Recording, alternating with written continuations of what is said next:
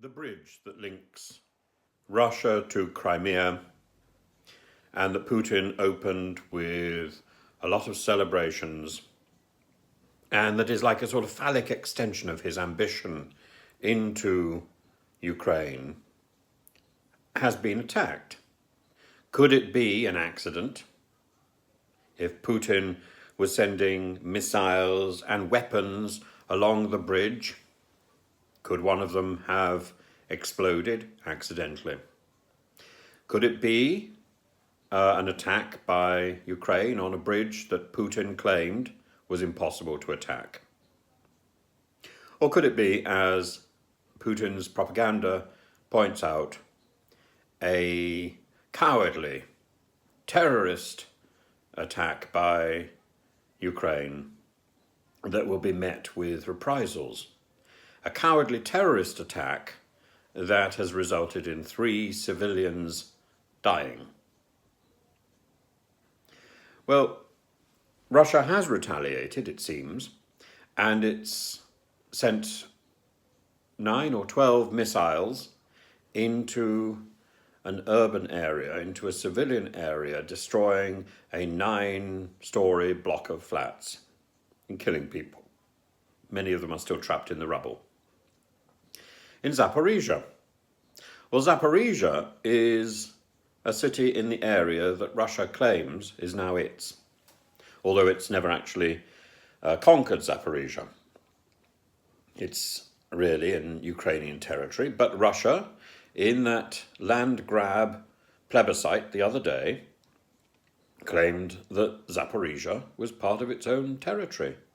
So this is a city that Russia claims to protect, that Russia claims is Russian territory, that Russia claims the people there are Russian and can apply for Russian citizenship and can fight for Russia against the brutal Ukrainians.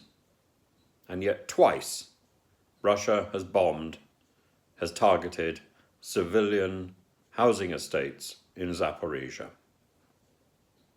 And it dares to claim that Ukraine is the terrorist or the villain or doesn't care about civilian lives. There is only one villain in this story, and that villain is Putin. And it doesn't matter how much he pays his trolls to applaud what he's doing, how much he pays his trolls to... If you monitor Russian media at the moment, there was a report the other today about the bombing of the bridge, or about the attack on the bridge, and page after page of comments on this, all by the same sort of trolls that appear actually to comment on my YouTube, saying how bad Ukraine is.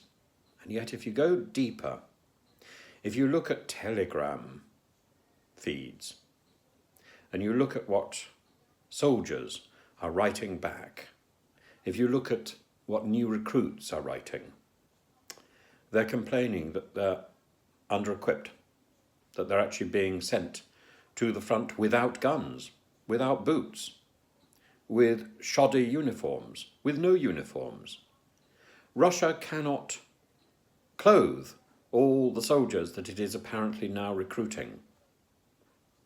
And the sense of desperation in those Telegram messages is palpable. That's the stuff that Russian propaganda finds very difficult to control. It's a very different story to the story that you hear night after night on Russian state television. It's very different, and it's very different to the sort of rubbish which the trolls regurgitate in broken English here on YouTube. It's very different to the sort of rubbish which you hear from those American Lord Haw-Haw types who are being paid by Russia to disseminate propaganda. I'm so shocked at their behaviour. But it is there, and we shouldn't be that surprised. Russia, from the very beginning, has mounted a superb propaganda war And the West has been rather second-rate about responding to it. In fact, it hasn't responded. It thinks it doesn't matter. This is the major weapon of dictator Putin. This is his major effort. Everything else is secondary and supports that. Everything is about the message. And we are so foolish to think it's secondary. This is the main war